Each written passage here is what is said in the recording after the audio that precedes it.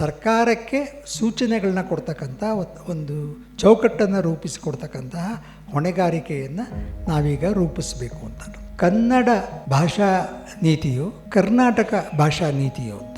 ಒಕ್ಕೂಟ ವ್ಯವಸ್ಥೆಯಲ್ಲಿ ಕೇಂದ್ರ ಸರ್ಕಾರ ತಂದೇ ಆದಂಥ ಒಂದು ಭಾಷಾ ನೀತಿಯನ್ನು ಹೊಂದಿರೋದರಿಂದಾಗಿ ಅದಕ್ಕೆ ಅನುಗುಣವಾದ ಯೋಜನೆಗಳನ್ನು ರೂಪಿಸ್ತಾ ಹೋಗ್ತಾ ಇರೋದರಿಂದಾಗಿ ನಮ್ಮ ಭಾಷಾ ಯೋಜನೆಗಳು ಕೇಂದ್ರ ಸರ್ಕಾರದ ಭಾಷಾ ಯೋಜನೆಗಳ ನಡುವೆ ತಿಕ್ಕಾಟಗಳು ಸದಾಕಾಲ ಉಂಟಾಗ್ತಾ ಇರ್ತವೆ.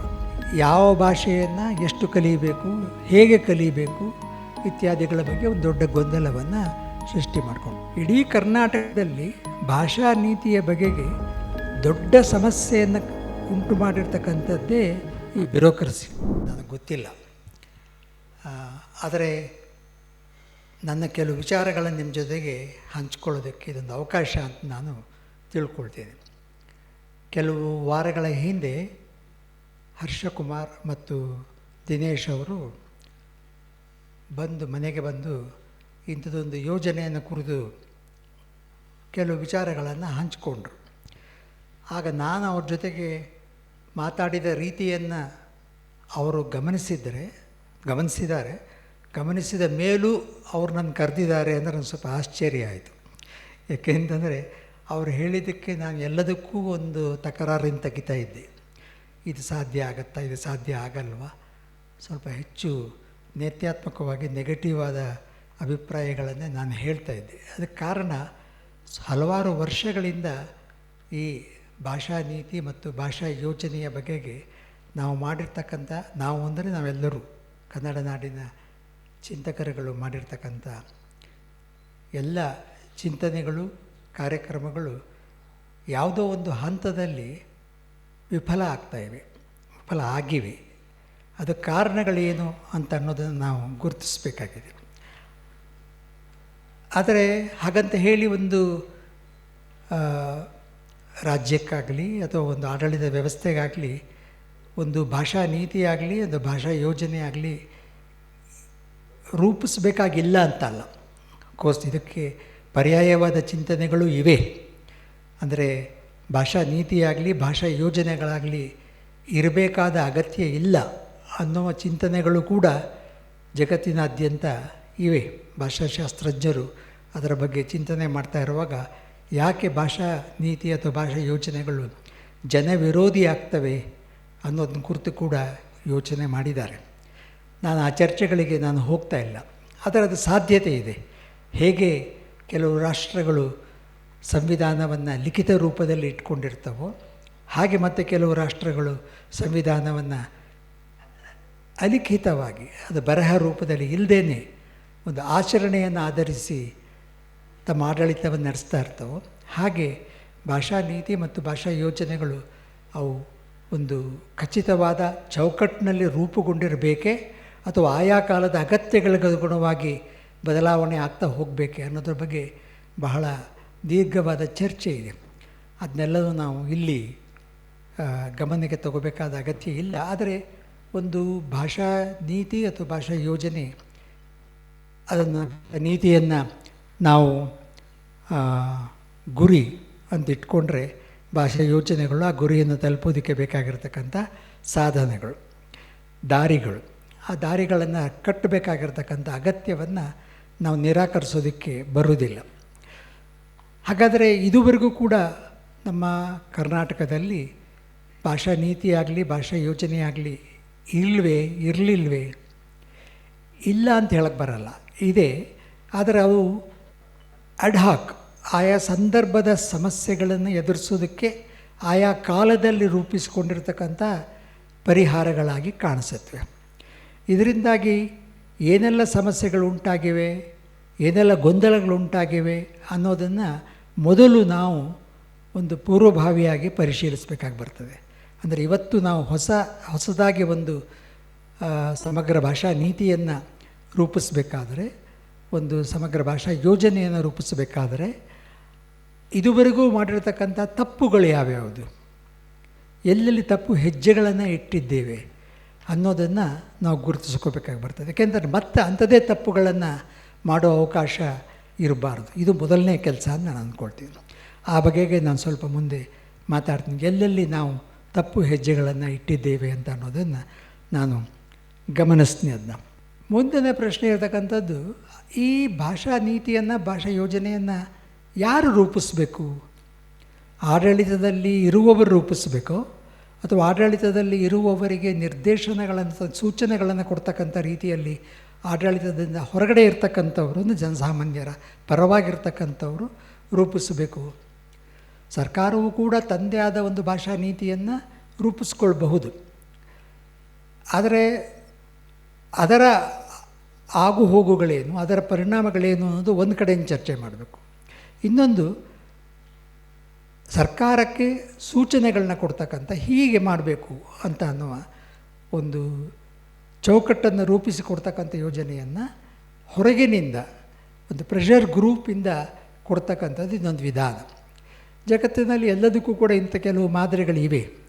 ಆ ರೀತಿ ಸರ್ಕಾರವೇ ಅಥವಾ ಆಡಳಿತದಲ್ಲಿ ಇರ್ತಕ್ಕಂಥವರೇ ತಮಗೆ ನಿರ್ದೇಶನವನ್ನು ಕೊಡಿ ಅಂತ ಹೇಳಿ ಅಥವಾ ತಮಗೆ ಬೇಕಾದ ಸೂಚನೆಗಳನ್ನ ಕೊಡಿ ಅಂತ ಹೇಳಿ ಸಮಿತಿಗಳನ್ನ ಮಾಡ್ತಕ್ಕಂಥದ್ದು ಕೂಡ ಒಂದಿದೆ.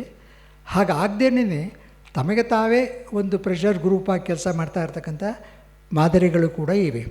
ಉದಾಹರಣೆಗೆ ಫ್ರಾನ್ಸ್ನಲ್ಲಿ ಆ ಥರ ಇದೆ. ಅದು ಸರ್ಕಾರದ ನಿರ್ದೇಶನದಲ್ಲಿ ಕೆಲಸ ಮಾಡೋದಿಲ್ಲ, ತಾನೇ ಸ್ವತಂತ್ರವಾದ ಫ್ರೆಂಚ್ ಅಕಾಡೆಮಿ ಅಂತ ಏನಿದೆ, ಅದು ಸ್ವತಂತ್ರವಾಗಿ ಕೆಲಸ ನಿರ್ವಹಿಸುತ್ತೆ. ಅದರ ವ್ಯಾಪ್ತಿ ಏನು ಅಂತ ಅನ್ನೋದು ಅದನ್ನ ನಾವು ಗಮನಿಸೋಣ. ಅದು ಆಮೇಲೆ ಇಂಗ್ಲೆಂಡಲ್ಲೂ ಕೂಡ ಇಂಥದ್ದೇ ಒಂದು ಸಮಸ್ಯೆ ಉಂಟಾಗಿತ್ತು. ಆಗ ಅದು ಯಾವ ರೀತಿ ಅದನ್ನು ನಿರ್ವಹಿಸ್ತು ಅಂತ ಅನ್ನೋದು ಒಂದು ಚರಿತ್ರೆಯ ಭಾಗವಾಗಿದೆ.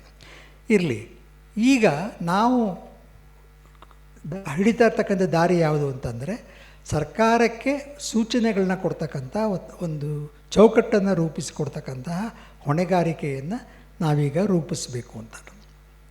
ನಾನು ಹರ್ಷ ಅವರಿಗೆ ಮತ್ತು ದಿನೇಶ್ ಅವ್ರಿಗೆ ಹೇಳಿದೆ, ಸರ್ಕಾರವನ್ನು ಬಗ್ಗಿಸೋದು ಹೇಗೆ, ಒಪ್ಪಿಸೋದು ಹೇಗೆ? ಯಾಕೆಂದರೆ ಸರ್ಕಾರ ಯಾವ ಥರದ್ದು ಅಂದರೆ, ಆಡಳಿತ ವ್ಯವಸ್ಥೆ ಯಾವ ಥರದ್ದು ಅಂತಂದರೆ, ಅದು ತನಗೆ ಅನುಕೂಲವಾದ ರೀತಿಯಲ್ಲಿ ಆ ಸಲಹೆಗಳನ್ನು ಬಗ್ಗಿಸ್ಕೊಳ್ತದೆ, ಅದನ್ನು ಬದಲಾಯಿಸ್ಕೊಳ್ತದೆ ಅಥವಾ ಅದು ನಿರಾಕರಿಸತ್ತೆ. ಯಾಕೆಂದರೆ ನಮಗೆ ಇದುವರೆಗೂ ಕೂಡ ಕಳೆದ 50 ವರ್ಷಗಳಲ್ಲಿ ಸರ್ಕಾರ ತಾನೇ ರೂಪಿಸಿದ ಹಲವಾರು ಸಮಿತಿಗಳು ಅವುಗಳು ಕೊಟ್ಟಿರ್ತಕ್ಕಂಥ ವರದಿಗಳನ್ನು ಕೊಟ್ಟಿರ್ತಕ್ಕಂಥ ವರದಿಗಳನ್ನು ಒಂದು ಕ್ಯಾಬಿನೆಟ್ ಉಪಸಮಿತಿಯ ಮುಂದೆ ಇಡೋದು, ಅಲ್ಲಿ ಬದಲಾವಣೆಯನ್ನು ಮಾಡೋದು, ಆದರೂ ಅದನ್ನು ಕೂಡ ಜಾರಿ ಕೊಡದೇ ಇರತಕ್ಕಂತಹ ಪ್ರಸಂಗಗಳನ್ನು ನಾವು ನೋಡಿದ್ದೀವಿ. ಎಷ್ಟೋ ವರದಿಗಳನ್ನು ನಾವು ಸಾರ್ವಜನಿಕರ ಅವಗಾಹನೆಗೆ ತರದೇ ಇರತಕ್ಕಂಥದ್ದನ್ನು ಕೂಡ ನೋಡಿದ್ದೀವಿ ನಾವು. ಸೊ ಹಾಗಿರುವಾಗ ಈಗ ಈ ಕರ್ನಾಟಕ ರಕ್ಷಣಾ ವೇದಿಕೆಯ ಮೂಲಕ ಇಂಥದ್ದೊಂದು ಸಮಗ್ರ ಭಾಷಾ ಯೋಜನೆ ಮತ್ತು ನೀತಿ ಮತ್ತು ಯೋಜನೆಯನ್ನು ಸಿದ್ಧಪಡಿಸಿ ಕೊಡೋದರ ಪ್ರಯೋಜನ ಏನು? ಆದರೆ ಅವರಿಬ್ಬರು ಭಾಳ ಉತ್ಸಾಹದಲ್ಲಿ ಹೇಳಿದ್ರು. ಈಗ ಅದನ್ನು ಕೂಡ ನಮ್ಮ ಪ್ರಾಸ್ತಾವಿಕ ಮಾತಿನಲ್ಲಿ ಹರ್ಷ ಅವರು ಹೇಳಿದರು, ಇಲ್ಲ ಅದು ಸಾಧ್ಯತೆ ಇದೆ, ನಾವು ಆ ರೀತಿ ಮಾಡೋದಕ್ಕೆ ಅವಕಾಶಗಳು ಇವೆ, ನಮಗೆ ಸರ್ಕಾರದ ಮೇಲೆ ಅಂಥ ಒತ್ತಾಯವನ್ನು ತರ್ಬೋದು ಅಂತ ಅಂದ್ಕೊಂಡು ಸ್ವಲ್ಪ ನನಗೆ ನನ್ನದೇ ಆದಂತಹ ಕೆಲವು ಸಂದೇಹಗಳಿವೆ, ಅದು ಸಾಧ್ಯ ಆಗುತ್ತೋ ಇಲ್ಲವೋ ಅಂತ. ಹಾಗಂತ ಹೇಳಿ ಒಂದು ಸಮಗ್ರ ಭಾಷಾ ನೀತಿ ಅಥವಾ ಭಾಷಾ ಯೋಜನೆಯನ್ನು ರೂಪಿಸೋದೇ ಬೇಡ ಅಂತ ಹೇಳಿ ಕೈಚಲ್ಲಿ ಕೋರುವಷ್ಟು ನಿರಾಶೆಯಲ್ಲಿ ನಾನಿಲ್ಲ. ಅದರಿಂದಾಗಿ ಇದನ್ನಂತೂ ಮಾಡೋದು ಕೊನೆ ಪಕ್ಷ ನಾವೇ ನಮ್ಮನ್ನು ಪರೀಕ್ಷೆ ಮಾಡ್ಕೊಳ್ಳೋದಕ್ಕೆ ಹೆಚ್ಚು ಅವಕಾಶ ಆಗ್ಬೋದು ಇದರಿಂದ ಅಂತ. ಅಂದರೆ ಎಲ್ಲಿ ನಿಂತಿದ್ದೀವಿ ನಾವು, ಏನೆಲ್ಲ ಸಮಸ್ಯೆಗಳನ್ನು ನಾವು ಎದುರಿಸ್ತಾ ಇದ್ದೀವಿ ಅಂತ ಅನ್ನೋದು. ಅದರಿಂದ ಇದು ಅಗತ್ಯ, ಆದರೆ ಇದರ ದಾರಿಗಳನ್ನು ಖಚಿತಪಡಿಸ್ಕೊಳ್ಬೇಕು ಕರೆಕ್ಟಾಗಿ. ಏಕೆಂದರೆ ಮೊದಲನೇದಾದ ಒಂದು ಪ್ರಶ್ನೆ ಏನು ಅಂತಂದರೆ, ಇದು ಕನ್ನಡ ಭಾಷಾ ನೀತಿಯೋ ಕರ್ನಾಟಕ ಭಾಷಾ ನೀತಿಯೋ ಅಂತ. ಅಂದರೆ ಇವೆರಡಕ್ಕೂ ಬೇರೆ ಬೇರೆನಾ ಅಂದರೆ ಹೌದು, ಬೇರೆ ಬೇರೆ. ಆದರೆ ಇವೆರಡು ಪರಸ್ಪರ ವಿರೋಧಿಗಳಂತಂದರೆ ಅಲ್ಲ. ಒಂದು ಇನ್ನೊಂದನ್ನು ಗಮನಕ್ಕೆ ಇಟ್ಟುಕೊಳ್ಬೇಕಾಗಿ ಬರ್ತದೆ. ಕನ್ನಡ ಭಾಷಾ ಯೋಜನೆಯನ್ನು ಮಾಡುವಾಗ ಕರ್ನಾಟಕ ಭಾಷಾ ಯೋಜನೆಯ ಒಳಗಡೆನೇ ಅದು ಕೆಲಸ ಮಾಡಬೇಕಾಗಿ ಬರ್ತದೆ.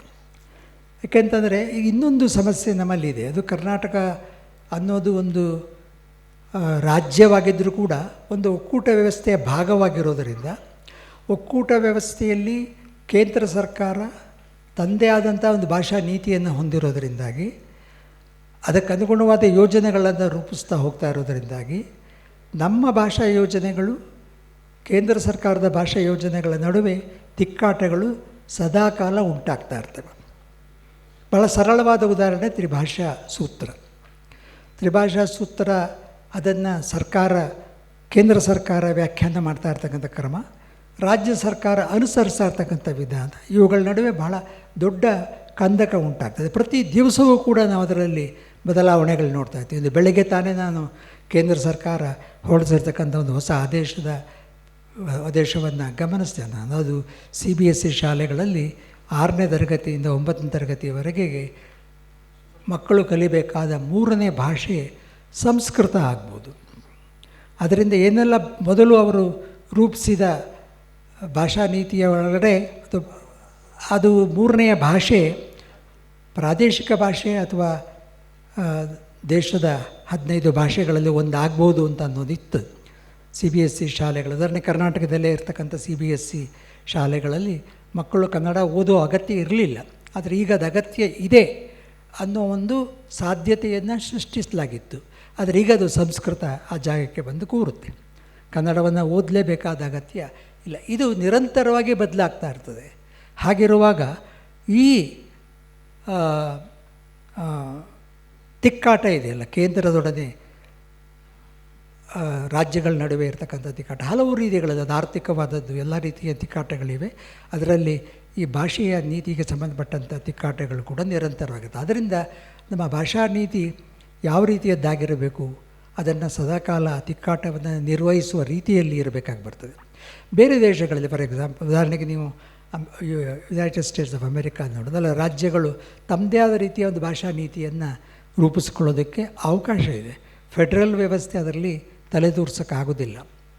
ಉದಾಹರಣೆಗೆ ಒಂದು ಕಾಲದಲ್ಲಿ ವೆಸ್ಟ್ ಕೋಸ್ಟ್ನಲ್ಲಿ, ಅಂದರೆ ಕ್ಯಾಲಿಫೋರ್ನಿಯಾ ಸ್ಟೇಟ್ನಲ್ಲಿ ಒಂದು ದೊಡ್ಡ ಮೂವ್ಮೆಂಟ್ ನಡೀತು, ಇಂಗ್ಲೀಷ್ ಓನ್ಲಿ ಅಂತ ಅಂದ್ಕೊಂಡು. ಆದರೆ ನಿಮಗೆ ಗೊತ್ತಿರ್ಬೋದು, ಕ್ಯಾಲಿಫೋರ್ನಿಯಾ ಸ್ಟೇಟು ಹಲವು ರೀತಿಯ ವಲಸೆಗಾರರಿಂದ ಕೂಡಿರ್ತಕ್ಕಂಥ, ಅದರಲ್ಲೂ ಕೂಡ ಏಷ್ಯನ್ ಅಮೇರಿಕನ್ಸ್ ಇರ್ತಕ್ಕಂಥವ್ರು, ಹಿಸ್ಪಾನಿಕ್ ಜನ ಇದ್ದಾರೆ, ಆದರೆ ಅವರ ಸಂಖ್ಯೆ ಕಡಿಮೆ. ಆದರೆ ಏಷ್ಯನ್ ಅಮೇರಿಕನ್ಸ್ ತುಂಬ ಜನ ಇದ್ದಾರೆ ಅಲ್ಲಿ. ಅದರಿಂದಾಗಿ ಅವರ ಭಾಷೆಗಳನ್ನು ಹತ್ತಿಗೆ ಕೇವಲ ಇಂಗ್ಲೀಷ್ ಓನ್ಲಿ ಅನ್ನೋ ಒಂದು ಚಳುವಳಿಯನ್ನು ರೂಪಿಸಿದ್ರು. ವಿಚಿತ್ರ ಅಂದರೆ ಆ ಚಳುವಳಿಯನ್ನು ರೂಪಿಸಿದ ಒಬ್ಬ ಜಪಾನಿ ಭಾಷಾಶಾಸ್ತ್ರಜ್ಞ ಹಾಯ್ಕಾವಾ ಅಂತನೋ. ಆದರೆ ಚಳುವಳಿ ಏನಾಯ್ತು ಕೊನೆಗೆ, ಅದು ಇಂಗ್ಲೀಷ್ ಓನ್ಲಿ ಅನ್ನೋದನ್ನು ಹೋಗಿ ಇಂಗ್ಲೀಷ್ ಆಲ್ಸೋ ಅನ್ನೋ ಸ್ಥಿತಿಗೆ ಬಂದು ನಿಲ್ತದೆ. ಆದರೆ ಅದು ಇಡೀ ರಾಷ್ಟ್ರಕ್ಕೆ ಸಂಬಂಧಪಟ್ಟ ಸಮಸ್ಯೆ ಆಗಲಿಲ್ಲ. ಈಗಲೂ ಕೂಡ ಫ್ಲಾರಿಡಾದಂಥ ಸ್ಟೇಟ್ಗಳು ಸ್ಪ್ಯಾನಿಷ್ನ ಹೇಗೆ ತನ್ನ ಆಡಳಿತದ ಒಳಗಡೆ ಅಥವಾ ಭಾಷಾ ಶಾಲೆಯ ಒಳಗಡೆ ಅಳವಡಿಸ್ಕೊಂಡಿದೆ, ಅದು ನ್ಯೂಯಾರ್ಕಿಗೆ ಅನ್ವಯಿಸದೇ ಇರ್ಬೋದು, ಅದು ಶಿಕಾಗೋ ಅನ್ವಯಿಸದೇ ಇರ್ಬೋದು. ಆದರೆ ಭಾರತದಲ್ಲಿ ಆ ರೀತಿಯ ಅವಕಾಶಗಳು ಕಡಿಮೆ. ಯಾಕೆಂತ ನಮ್ಮ ಫೆಡ್ರಲ್ ವ್ಯವಸ್ಥೆಯಿಂದಾಗಿ, ಒಕ್ಕೂಟ ವ್ಯವಸ್ಥೆಯಿಂದಾಗಿ ಈ ಸಮಸ್ಯೆಗಳು ಇವೆ. ಅದರಿಂದ ನಮ್ಮ ಭಾಷಾ ನೀತಿಗಳು, ಈ ಯೋಜನೆಗಳು ಈ ಅಂಶವನ್ನು ಕೂಡ ಗಮನದಲ್ಲಿ ಇಟ್ಕೊಳ್ಬೇಕಾಗಿ ಬರ್ತದೆ. ಯೋಜನೆಗಳಲ್ಲಿ 3 ಥರ ಭಾಷಾ ಯೋಜನೆಗಳಿರ್ತದೆ. ಸಾಮಾನ್ಯವಾಗಿ ಭಾಷಾಶಾಸ್ತ್ರಜ್ಞರು ಇದರ ಬಗ್ಗೆ ಭಾಳ ಚರ್ಚೆ ಮಾಡ್ತಾರೆ. ಒಂದು ಸ್ಟೇಟಸ್ ಪ್ಲ್ಯಾನಿಂಗ್ ಅಂದ್ಕೊಂಡು, ಸ್ಥಾನಮಾನವನ್ನು ಕುರಿತಂಥ ಯೋಜನೆ. ಇನ್ನೊಂದು ಸಂಪನ್ಮೂಲವನ್ನು ಬೆಳೆಸ್ತಕ್ಕಂಥದ್ದು, ಕಾರ್ಪಸ್ ಪ್ಲ್ಯಾನಿಂಗ್ ಅಂತಾರೆ. 3ನೇದು ಅಕ್ವಿಸಿಷನ್ ಪ್ಲಾನಿಂಗ್, ಕಲಿಕೆಗೆ ಅದು ಗಳಿಸುವ ರೀತಿಯ ಬದ್ದಲೆಯ ಯೋಜನೆ. ಭಾಷೆಯನ್ನು, ಅದರ ಸಾಧ್ಯತೆಗಳನ್ನು ತಲೆಮಾರುಗಳಿಂದ ತಲೆಮಾರಿಗೆ ಹೇಗೆ ಅದನ್ನು ದಾಟಿಸೋದು ಅನ್ನೋ ಒಂದು ಯೋಜನೆ ಕೂಡ ಬೇಕಾಗ್ತದೆ. ತನ್ನ ಪಾಡಿಗೆ ಆಗತ್ತೆ, ತನ್ನ ಪಾಡಿಗೆ ತಾನು ಆಗುತ್ತೆ ಅನ್ನೋದಕ್ಕೆ ನಮಗೆ ಬೇಕಾದಷ್ಟು ಉದಾಹರಣೆಗಳಿವೆ. ಶಾಲೆಗೆ ಹೋಗದೇ ಇರ್ತಕ್ಕಂಥ ಮಕ್ಕಳು ಕೂಡ ಕನ್ನಡವನ್ನು ತಮ್ಮ ಭಾಷೆಯನ್ನಾಗಿ ಕಲಿತಾರೆ, ನುಡಿಯನ್ನಾಗಿ ಕಲಿತಾರೆ. ಅದರಿಂದಾಗಿ ಅವರ ದಿನನಿತ್ಯ ವ್ಯವಹಾರದಲ್ಲಿ ಆ ಕನ್ನಡವನ್ನು ಬಳಸ್ತಾ ಇರ್ತಾರೆ. ಆದರೆ ಅಕ್ವಿಸಿಷನ್ ಪ್ಲ್ಯಾನಿಂಗ್ ಕೂಡ, ಯಾಕೆಂದರೆ ಶಾಲೆಯನ್ನು ಒಂದು ಸಾಮಾಜಿಕ ಬದಲಾವಣೆಯ ಒಂದು ಸ್ಥಾನವನ್ನಾಗಿ ನಾವು ಜಾಗವನ್ನಾಗಿ ಗುರುತಿಸಿರೋದರಿಂದಾಗಿ ಅಲ್ಲಿ ಅಕ್ವಿಸಿಷನ್ ಪ್ಲ್ಯಾನಿಂಗ್ ಕೂಡ ಬೇಕಾಗ್ತದೆ. ಈ 3 ಬಗೆಯ ಯೋಜನೆಗಳನ್ನು ರೂಪಿಸಬೇಕಾಗಿ ಬರ್ತದೆ. ಇದನ್ನು ನಾವು ಮಾಡ್ಕೊಂಡು ಬಂದಿದ್ದೀವಿ, ಆದರೆ ಒಂದು ವ್ಯವಸ್ಥಿತವಾಗಿ ಮಾಡ್ಕೊಂಡು ಬಂದಿಲ್ಲ. ಹಲವು ಗೊಂದಲಗಳನ್ನು ಸೃಷ್ಟಿಸ್ಕೊಂಡಿದ್ದೀವಿ. ಆ ಗೊಂದಲಗಳಲ್ಲಿ ಕೆಲವನ್ನು ನಿಮ್ಮೆದುರು ಇಡೋಕ್ಕೆ ಇಷ್ಟಪಡ್ತೀನಿ. ಬಹಳ ಮೊದಲನೇದಾಗಿ, ಈ ನೀತಿ ಅಥವಾ ಯೋಜನೆಗಳು ನಮ್ಮ ಶೈಕ್ಷಣಿಕ ವಲಯದಲ್ಲಿ, ಆಡಳಿತದ ವಲಯದಲ್ಲಿ ಮತ್ತು ವಾಣಿಜ್ಯ ವ್ಯವಹಾರದಲ್ಲಿ, ಮುಖ್ಯವಾಗಿ ಈ 3 ವಲಯಗಳಲ್ಲಿ ಅವು ಪ್ರವೇಶವನ್ನು ಪಡೆಯುತ್ತವೆ. ಅದರಲ್ಲಿ ಹಲವು ಒಳ ಪದರಗಳಿವೆ. ಆದರೆ ಭಾಳ ಮುಖ್ಯವಾಗಿ ಈ 3 ವಲಯಗಳನ್ನು ನಾವು ಗುರುತಿಸ್ಬೋದು ಅಂತ ಕಾಣಿಸುತ್ತೆ. ಆಡಳಿತ ಅಂದಾಗ ಅದರಲ್ಲಿ ನ್ಯಾಯಾಂಗವನ್ನು ಕೂಡ ನಾನು ಒಳಗಿಸ್ಕೊಳ್ಬೋದು.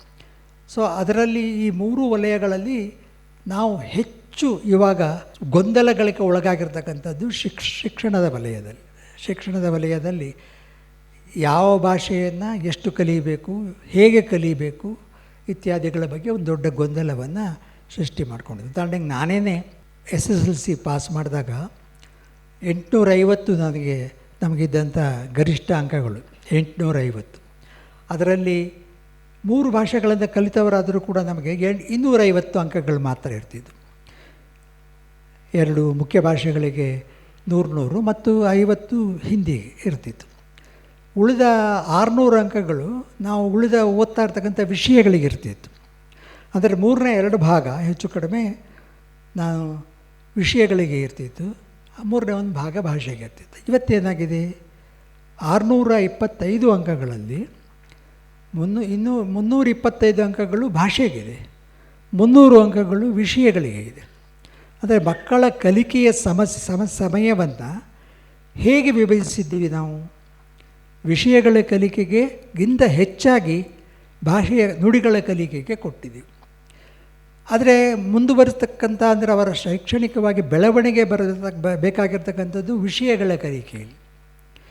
ಭಾಷೆಗಳ ಕಲಿಕೆ ಅಗತ್ಯ ಇಲ್ಲ ಅಂತಲ್ಲ, ಅವುಗಳನ್ನು ಅವರು ಅಭಿವೃದ್ಧಿ ಪಡಿಸ್ಕೊಳ್ತಾರೋ ಇಲ್ಲ ಅನ್ನೋದು ಅವರ ಆಯ್ಕೆಗೆ ಬಿಟ್ಟ ವಿಚಾರ ಆಗುತ್ತೆ. ಆದರೆ ವಿಷಯಗಳ ಕಲಿಕೆಯನ್ನು ಅವರು ಮುಂದುವರಿಸಬೇಕಾಗ್ತದೆ. PUC ಬಂದಾಗಲಿ ಅಥವಾ ಪದವಿಗಳಿಗೆ ಹೋಗಾಗಲಿ ಅಥವಾ ಉನ್ನತ ಶಿಕ್ಷಣಕ್ಕೆ ಹೋದಾಗಲಿ ಅವರು ಭಾಷೆಯನ್ನು ಹೆಚ್ಚು ವ್ಯಾಪಕವಾಗಿ ಬಳಸಬೇಕಾಗಿ ಬರ್ತದೆ. ಅದರ ಪರಿಕರಗಳನ್ನು ಅವರು ಮ್ಯಾನೇಜ್ ಮಾಡಬೇಕಾಗಿ ಬರ್ತದೆ. ಆದರೆ ಅವುಗಳಿಗೆ ನಾವು ಕೊಡ್ತಕ್ಕಂಥ ಬೋಧನಾ ಸಮಯ, ಕಲಿಕೆಯ ಸಮಯ ಕಡಿಮೆ ಆಗಿದೆ. ಇದು ಒಂದು ದೊಡ್ಡ ಸಮಸ್ಯೆ ಅಂತ ಯಾರಿಗೂ ಅನಿಸೇ ಇಲ್ಲ. ಅದು ಸಹಜ ಅನ್ನೋ ಥರದಲ್ಲಿ ತಿಳ್ಕೊಂಡಿದ್ದೀವಿ ನಾವು. ಅಂದರೆ ನಾನಿಲ್ಲಿ ಕಲಿಕೆಯ ವೆಯ್ಟೇಜನ್ನು ಕುರಿತು ಮಾತಾಡ್ತಾ ಇಲ್ಲ. ಮಕ್ಕಳಿಂದ ನಿಭಾಯಿಸ್ತಾ ಇಲ್ವಾ, ಅವ್ರಿಗೆ ಕಲಿತಾ ಇಲ್ವಾ, ನಿಮಗೇನು ಸಮಸ್ಯೆ ಅಂತ ಅನ್ಬೋದು. ಅದಲ್ಲ ಸಮಸ್ಯೆ, ಅದಲ್ಲ. ಯಾವುದು ವೈಜ್ಞಾನಿಕವಾದದ್ದು ಅನ್ನೋದ್ರ ಬಗೆಗೆ ನಾವು ಅದರ ಬಗ್ಗೆ ತಲೆ ಕೆಡಿಸ್ಕೊಳ್ತಾನೇ ಇಲ್ಲ. ಎರಡನೇದು, ಯಾವ ಭಾಷೆಯನ್ನು ಕಲಿಬೇಕು ಅನ್ನೋದು ಒಂದಾದರೆ ಅವುಗಳನ್ನ ಎಷ್ಟು ಕಲಿಬೇಕು ಅಂತ ಅನ್ನೋದು ಇನ್ನೊಂದು ಸಮಸ್ಯೆ. ಮೂರನೇದು, ಇದು ಇನ್ನೊಂದು ದೊಡ್ಡ ಸಮಸ್ಯೆ. ಅದು ಇವತ್ತು ಹೆಚ್ಚು ಗಾಢವಾಗಿ ನಮಸ್ತಕ್ಕಂಥದ್ದು. ಆದರೆ ವಿಷಯಗಳನ್ನು ಕಲಿಸುವ ಭಾಷೆ ಅಥವಾ ಕಲಿಯುವ ಭಾಷೆ ಯಾವುದಾಗಿರಬೇಕು? ಸಾಮಾನ್ಯವಾಗಿ ಅದನ್ನು ಮಾಧ್ಯಮ ಅಂತ ಕರಿತೀವಿ. ಇದು ಯಾವುದಾಗಿರಬೇಕು? ಇದರ ಬಗೆಗೆ ಸಾಕಷ್ಟು ಚರ್ಚೆಗಳಿವೆ. ಅದು ಚರ್ಚೆಗಳನ್ನು ನಾವು ನಮ್ಮ ಚರ್ಚೆಗಳಲ್ಲಿ, ನಮ್ಮ ಮುಂದಿನ ಮಾತುಕತೆಗಳಲ್ಲಿ ವಿಸ್ತರಿಸ್ಬೋದು ಅಂತ ಕಾಣಿಸುತ್ತೆ. ಆದರೆ ಇದರಲ್ಲಿ ಕನ್ನಡ ಮತ್ತು ಇಂಗ್ಲೀಷ್ ಇವುಗಳ ನಡುವೆ ದಿಕ್ಕಾಟ ಇದೆ. ಯಾಕೆಂದರೆ ಇವಾಗ ಸ್ವಲ್ಪ ಹೊತ್ತಿನ ಮೊದಲು ನಮ್ಮ ನಿರಂಜನಾರಾಧ್ಯ ಅವರು ನಮ್ಮ ಜೊತೆಗೆ ಒಂದು ವಿಚಾರವನ್ನು ಹಂಚಿಕೊಂಡ್ರು. ಇವತ್ತು ಕರ್ನಾಟಕ ಸರ್ಕಾರ ಮುಂದೂಡ್ತಾ ಇರತಕ್ಕಂತಹ KPSಗಳು ಅಥವಾ ಮ್ಯಾಗ್ನೆಟ್ ಶಾಲೆಗಳಲ್ಲಿ ಮಕ್ಕಳಿಗೆ ಕನ್ನಡ ಮಾಧ್ಯಮವನ್ನು ತೆಗೆದುಕೊಳ್ಳುವ ಅವಕಾಶವನ್ನೇ ಕೊಡ್ತಾ ಇಲ್ಲ. ಅಂದರೆ ಆ ಸರ್ಕಾರಿ ಶಾಲೆಗಳಾದರೂ ಅಲ್ಲಿಗೆ ಮಕ್ಕಳು ದಾಖಲಾತಿಯನ್ನು ಪಡೆಯೋಕ್ಕೆ ಹೋದ್ರೂ ಅವರಿಗೆ ಇರುವ ಅವಕಾಶ ಅವರು ಇಂಗ್ಲೀಷ್ ಮಾಧ್ಯಮದಲ್ಲೇ ಓದಬೇಕು ಅಂತ. ಸರ್ಕಾರಿ ಶಾಲೆಗಳಲ್ಲಿ ಕನ್ನಡ ಮಾಧ್ಯಮದಲ್ಲಿ ಓದುವ ಅವಕಾಶ ಇದ್ದದ್ದು ಕಳೆದ ಎಷ್ಟು ದಶಕಗಳಿಂದ ನಾವು ನೋಡ್ತಾ ಬಂದಿದ್ದೀವಿ. ಆದರೆ ಈಗ ಅವಕಾಶವನ್ನೇ ಕಸ್ಕೊಂಡು ಅವರು ಸರ್ಕಾರಿ ಶಾಲೆಯಲ್ಲಿ ಉಳಿಬೇಕು ಅಂತಂದರೆ ಖಾಸಗಿ ಶಾಲೆಗೆ ಹೋಗಬೇಕಾಗಿಲ್ಲ. ಅಂದರೆ ಅವರು ಇಂಗ್ಲೀಷ್ ಮಾಧ್ಯಮದಲ್ಲೇ ಓದಬೇಕಾದಂಥ ಆಯ್ಕೆಯ ಅವಕಾಶವನ್ನು ಕಡಿದುಕೊಳ್ಳಲಾಗಿದೆ ಅಂತ ಅನ್ನೋದನ್ನು ಅವ್ರು ನನ್ನ ಗಮನಕ್ಕೆ ತಂದು, ನನಗದು ಗೊತ್ತಿರಲಿಲ್ಲ. ಎರಡೂ ಭಾಷೆಗಳ ಸಾಧ್ಯತೆಗಳನ್ನು ಉಳಿಸ್ಕೊಂಡಿವೆ ಅವು ಅಂತ ನಾನು ತಿಳ್ಕೊಂಡಿದ್ದೆ. ಆದರೆ ಇಲ್ಲ ಅಂತ ಅನ್ನೋದನ್ನು ಅವ್ರು ಗಮನಿಸಿ. ಅಂದರೆ ಇಂಥ ನಿರ್ಣಯಗಳನ್ನು ಹೇಗೆ ಉಂಟಾಗ್ತವೆ? ಆಡಳಿತದಲ್ಲಿ ಅವರಲ್ಲಿ ಅಂದರೆ ನಾನು ಅವರ ಬೌದ್ಧಿಕ ಸಾಮರ್ಥ್ಯವನ್ನು ಅಥವಾ ಅವರ ಚಿಂತನಶೀಲತೆಯನ್ನು, ಅವರ ಮುಂದಾಲೋಚನೆಯನ್ನು ಪ್ರಶ್ನೆ ಮಾಡ್ತಾ ಇಲ್ಲ. ಆದರೆ ಅವರಿಗೆ ಬೇಕಾದಂಥ ನಿರ್ದೇಶನವನ್ನು ಕೊಡ್ತಕ್ಕಂತಹ ಒಂದು ಆಡಳಿತ ಅಂಗ ಇದೆ. ಇಡೀ ಕರ್ನಾಟಕದಲ್ಲಿ ಭಾಷಾ ನೀತಿಯ ಬಗೆಗೆ ದೊಡ್ಡ ಸಮಸ್ಯೆಯನ್ನು ಉಂಟು ಮಾಡಿರ್ತಕ್ಕಂಥದ್ದೇ ಈ ಬ್ಯೂರೋಕ್ರಸಿ. ಅದರ ಸಮೂಹ ನಮ್ಮ ಕಾನ್ಸ್ಟಿಟ್ಯೂಷನಲ್ಲಿ ನಮಗೆ ಕೊಟ್ಟಂಥ ದೊಡ್ಡ ಏಟು ಯಾವುದು ಅಂತಂದರೆ IAS ಎನ್ನುವ ಕೇಡರ್. ನನಗೆ ಇವತ್ತು ಕೂಡ ಅದನ್ನ ಸಮರ್ಥಿಸೋದಕ್ಕೆ ಬೇಕಾದಂತಹ ತರ್ಕ ಇಲ್ಲ ನನ್ನ ಹತ್ರ. IAS ಅನ್ನೋ ಕೇಡಾರನ್ನ ಯಾಕೆ ಸೃಷ್ಟಿ ಮಾಡಲಾಯಿತು, ಸೃಷ್ಟಿ ಮಾಡಿದ್ರಿಂದ ಏನು ಕ್ರಿಯೇಟ್ ಆಗಿದೆ ಅಂತ ಅಂದ್ಕೊಂಡು. ಹೌದು, ಕರ್ನಾಟಕದಲ್ಲಿ ಕನ್ನಡವನ್ನೇ ತಮ್ಮ ಮುಖ್ಯ ಭಾಷೆಯನ್ನಾಗಿ ಹೊಂದಿರತಕ್ಕಂಥ IAS ಅಧಿಕಾರಿಗಳಿದ್ದಾರೆ, ಅಥವಾ ಬೇರೆ ಕಡೆಯಿಂದ ಬಂದು ಬೇರೆ ಭಾಷೆಯನ್ನಾಡುವವರು ಕನ್ನಡವನ್ನು ಕಲಿತು ತಮ್ಮ ಆಡಳಿತವನ್ನು ನಿರ್ವಹಿಸ್ತಕ್ಕಂಥ ಉದಾಹರಣೆಗಳನ್ನು ನಾವು ಎತ್ತಿ ಹೇಳ್ತೀವಿ. ಆದರೆ ಬಹಳ ಮುಖ್ಯವಾಗಿ ಸರ್ಕಾರಕ್ಕೆ ಬೇಕಾಗಿರ್ತಕ್ಕಂಥ ಸೂಚನೆಗಳನ್ನು ಕೊಡುವ ಹಂತದಲ್ಲಿ ಸಂಪೂರ್ಣವಾಗಿ ಅವ್ರನ್ನ ತಪ್ಪು ದಾರಿಗಳಿದಿರ್ತಕ್ಕಂಥವ್ರು IAS ಅಧಿಕಾರಿಗಳು. ಕರ್ನಾಟಕದಲ್ಲಿ ಕನ್ನಡಿಗನೇ ಸಾರ್ವಭೌಮ.